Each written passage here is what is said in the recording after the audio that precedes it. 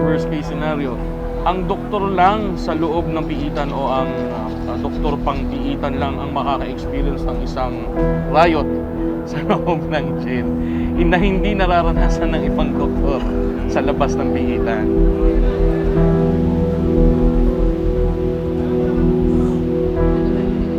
Mahirap. Sa kasalukuyan, syempre, kulang tayo sa tao. We have a lot of jails to go around at dadalawa lang po ang doktor natin dito sa National Capital Region.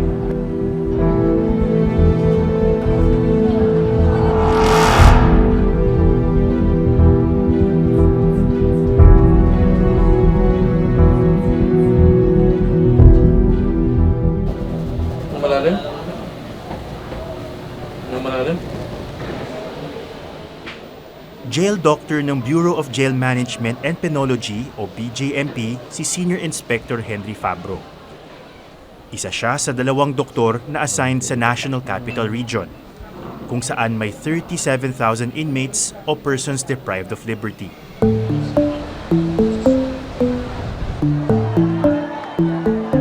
Sa buong Pilipinas, 12 lang ang jail doctor para sa higit 134,000 PDL. 7 buwan nang naka-maternity leave ang katuwang ni Doc Henry. Dahil dito, mag-isa na lamang niyang iniikot ang 40 city jail sa Metro Manila para suriin ang mga bilanggo na may karamdaman.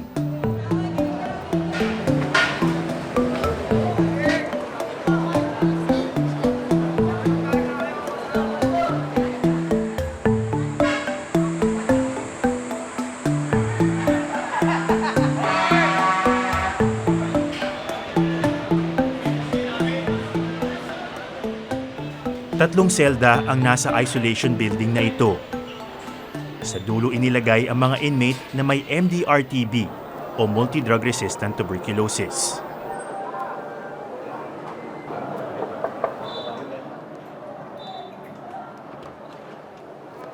Hi, Doc. Kamusta po? Tom, sir. Salamat po sa oras. Dito po ba ang Dito po ang mga inmates natin na ano po yung sitwasyon ng mga inmates natin dito? Yung mga naka-detain dito sa mga selda natin sa taas, sila yung mga inmate natin o PDL natin na may sakit sa baga na TB. Dahilan bakit namin sila tinaas dito upang hindi sila makahawa dun sa general population ng mga inmate namin sa baba. Dito, nababantayan sila ng tama, no? Nabibigyan sila ng tamang gamot, at ang pinaka-importante, yung pagkain na binibigay sa kanila, doble ng rasyon na binibigay sa pangkaraniwang inmate o PDL. Pagka meron pa silang ibang naramdaman, chine-check up sila at pinapasukan doon. Kagaya nitong ating PDL na to, inuubo pa rin siya, so, i-check natin kung ano pa yung ibang dahilan kung bakit siya inuubo.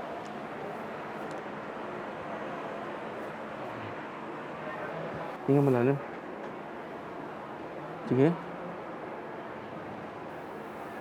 Dito mo lang nalaman na meron kang TB. Dito ko lang sa labas sa lagay namin wala namang pero ayun sa pagod siguro yun, sa uso ko. Sa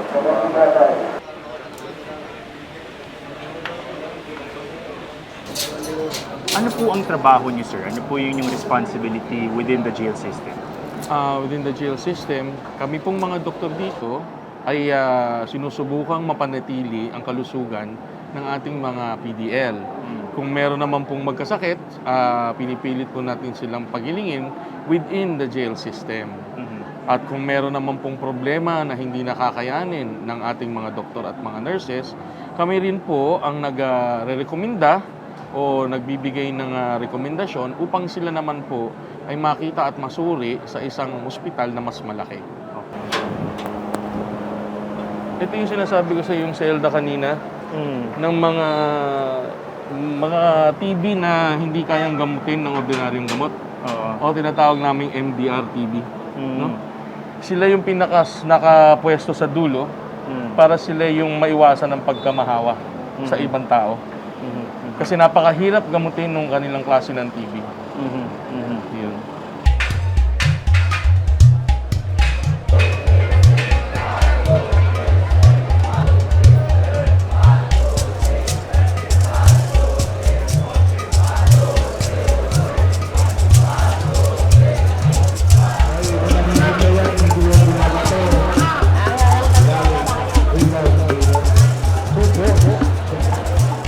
Alam niyo yung mga inmates dito sa Quezon City Jail naglalaro sa 2 hanggang 3,000 sa isang napakaliit na lugar.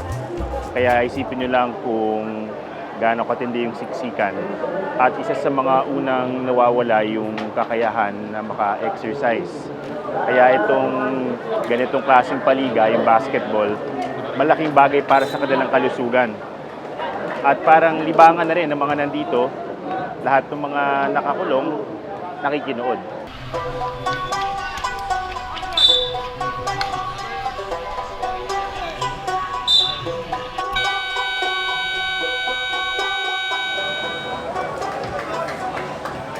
Sa dami ng mga nakakulong sa mga city jail, hindi ito kakayanin ng iilang mga nurse at doktor ng BJMP. Kailangan nila ng tulong mula mismo sa mga inmate.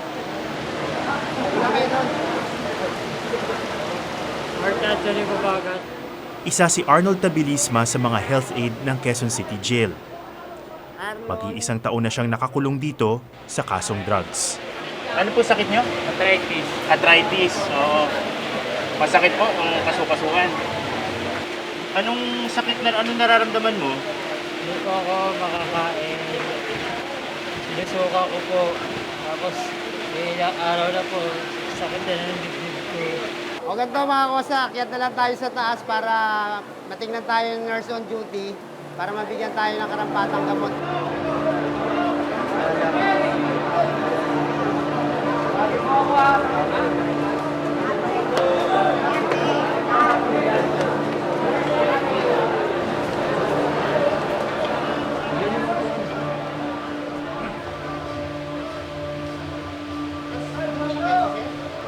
Kung tutuusin, taga-abot lang dapat ng gamot si Arnold dito sa klinik.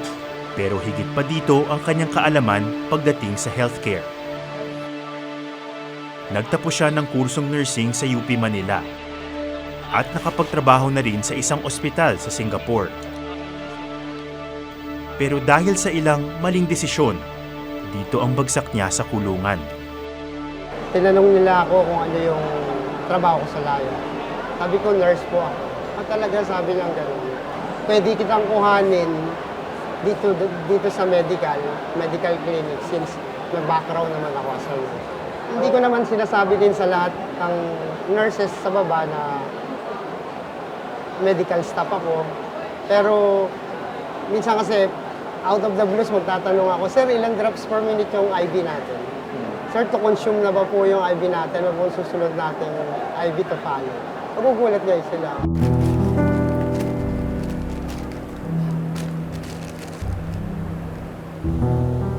Isa pang malaking problema sa mga kulungan ang mga sakit sa balat.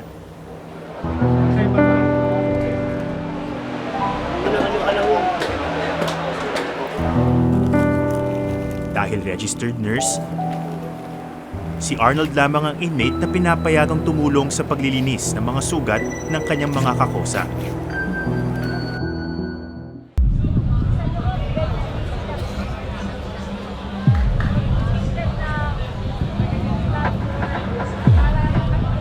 Kitang-kita ang problema ng siksikan sa City Jail tuwing gabi.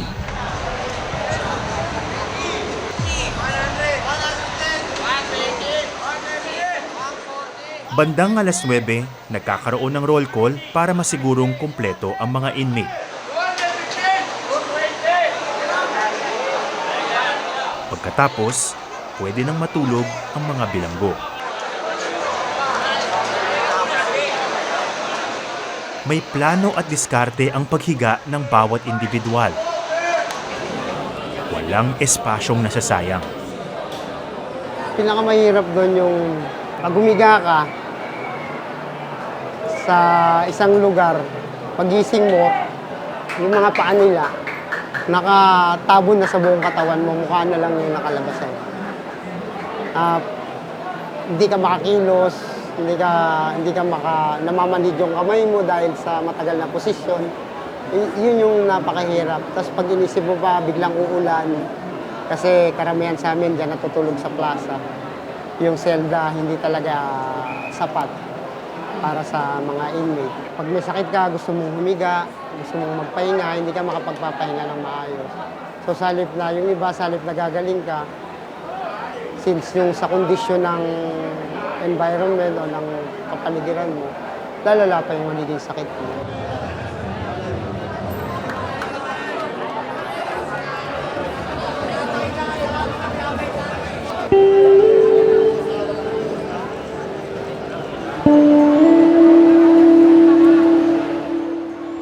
Si Arnold, hindi na raw magtatagal ang pagtitiis dito.